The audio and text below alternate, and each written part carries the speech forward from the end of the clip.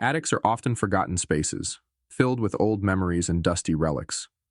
But what if something in the attic was watching you? This is the story of the shadow in the attic, a presence that haunts anyone who dares to enter. When Emily moved into her new home, she was excited to explore every corner, especially the attic. It was filled with old furniture, boxes, and a strange antique mirror covered in a dusty sheet. As she pulled the sheet away, she noticed something odd. The mirror didn't reflect her.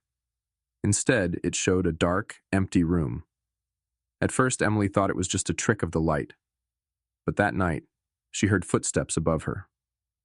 The sound was faint at first, but it grew louder, more deliberate.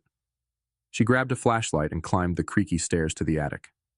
The mirror was uncovered again, and this time it reflected the attic, but with one difference.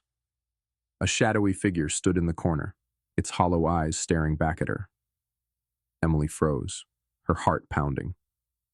The figure didn't move, but she could feel its presence cold and heavy, filling the room. Over the next few nights, the footsteps grew louder, and the shadow began to appear outside the mirror.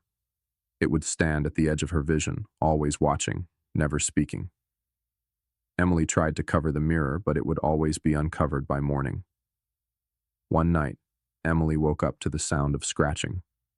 She followed it to the attic and found the mirror cracked, the shadow standing in the center of the room.